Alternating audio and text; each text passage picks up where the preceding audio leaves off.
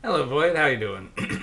Baby Rizzo here, and yeah, I took a little bit of like a week off there, but other than my quick and Seminoid video, but no, we're trying to spend some time, get a few of those movies that have fallen into my backlog taken care of, as well as a few contemporaries. So, got a lot to be doing today. So, first vid of I'm going to just see how many I can get done because backlog is still immense, but here we go. So, if you've been watching for a while, or even if you haven't, you may have noticed that I've reviewed a lot of Godzilla films. And, well, I would like to continue that. So, now this one's one I actually watched quite a while ago. My partner did not grow up with the Godzilla films. I did. Ever since I was knee high, I've been watching them. So, she's been kind of joining me on a journey as I watch through everything, and she's been pretty much actually following along, enjoying, and has now a great fondness for Mothra. Well, finally got to Godzilla vs. Destoroyah. And actually, I just recently got this collection, so upgraded a lot of mine to Blu-ray. Very happy about that. Because I think I just had a dubbed version before. Yeah, it was a split with a Space Godzilla, both dubbed. Not the greatest quality. But this is one of my favorite Godzilla films. It's pretty much top 3 for me, and that's, with how many there are, that's saying something. So, this one is the end of the Heisei series, and pretty much completes that arc.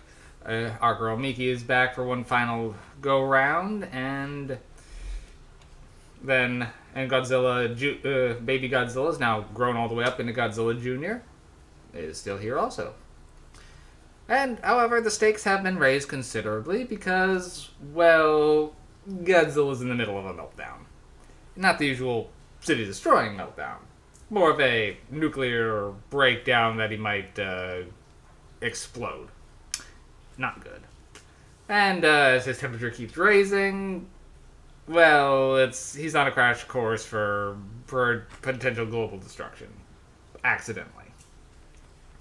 Meanwhile, Tokyo's having its own problems, as they've been investigating the seabed where the original Godzilla died due to the oxygen destroyer, and have found a strange Precambrian life form that seems to have, now that it's been exposed to the air, is, well, resurrecting itself.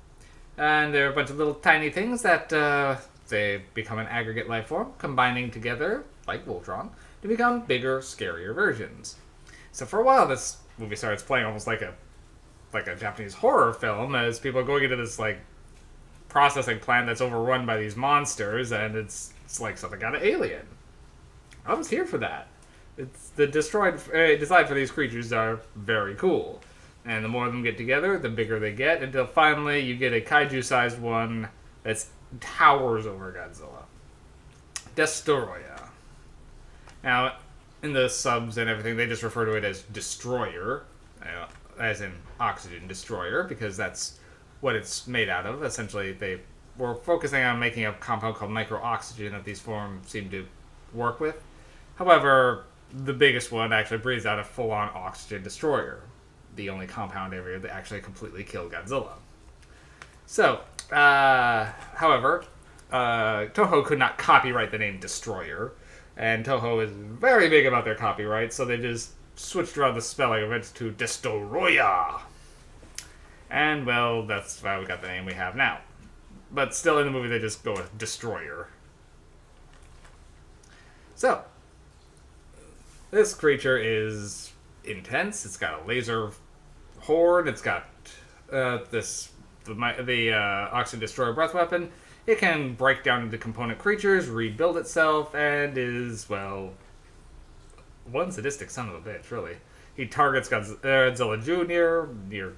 Pretty much near killing the thing, if not outright doing so. As well as, Godzilla on the verge of a meltdown is barely able to hold it back also. So, you get some really good kaiju fights, and the ending my partner actually ended up tearing up over it. It's very poetic, very beautifully shot, and just the music, it evokes an emotional reaction that is you don't usually get in a typical Godzilla film. So Godzilla vs. Destoroyah, it's not the top for me, but it is way up there, so I gotta give this one a good 9 MacGuffins. It's one of the best Godzilla films for me. Now, my backlog, there's a few Godzilla-related films, but I only recently just started going into the